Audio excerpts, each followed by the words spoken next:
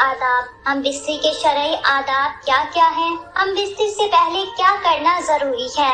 हम बिस्तरी के बाद करने वाले जरूरी काम। हम बिस्तरी के फौरन बाद ठंडा पानी ना पिएं। अमूमन लोग हम बिस्तरी के फौरन बाद ठंडा पानी पीना पसंद करते हैं, जो हमारे जिस्म के लिए बहुत ही नुकसानदेह है, क्योंकि इस वक्त इंसान का जिस्म बहुत ही ज्यादा गर्म होता है। उस वक्त मर्द हो या औरत, दोनों के जिस्म में हरारत बहुत ज्यादा होती है। अगर ऐसे वक्त में कोई भी ठंडे पानी का इस्तेमाल करता है तो उसको दमे यानी सांस की बीमारी होने का खदशा होता है। अमूमन अक्सर हम गर्मी में धूप से बाहर से घर आते हैं तो बुजुर्गों का कहना होता है कि पसीने में पानी मत पियो, पसीना सूखने के बाद पानी पीना। इसकी वजह यही होती है कि उस वक्त में हमारा जिस्म गर्म बहुत ज्यादा होता है और ठंडा पानी हमारे लिए सख्त नुकसानदेह होता है। हम बिस्तरी के बाद एक ही कपड़े का इस्तेमाल ना करें। अमूमन मियाँ बीवी हम बिस्तरी के फौरन बाद एक ही कपड़े से निजासत यानी मनी को साफ कर लेती है,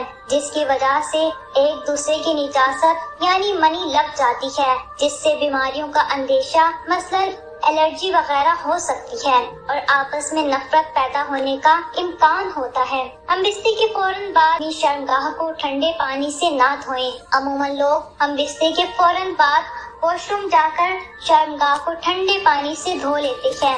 ऐसा नहीं करना चाहिए, क्योंकि इस वक्त हमारा जिस्म बहुत गर्म होता है और इसकी वजह से नसें फटने का अंदेशा होता है। बल्कि बहुत सारे हुक्मा के मुताबिक हम बिस्तरी के फौरन बाद शर्मगाह पर ठंडा पानी डालने से नामर्दी का अंदेशा भी हो सकता है। हाँ, जब आपका जिस्म नॉर्मल हो जाए तो उस वक्त आप शर्मगाह धो लें तो इसमें कोई हर्ज नहीं है। हम बिस्तरी करने के फौरन पेशाब करने मत जाएं। कुछ खवातीन का कहना है कि हमारा हमल नहीं ठहरता, तो ऐसी खवातीन को चाहिए कि हम बिस्तरी के फौरन बाद पेशाब करने मत जाएं, क्योंकि हम बिस्तरी के वक्त बच्चा पैदा करने वाले जरासीम औरतों की शर्मगाह में जाती हैं। जब वो पेशाब करने या अस्तंजा करने जाती हैं तो वो जरासीम वापस बाहर आ जाते हैं, जिससे खवातीन का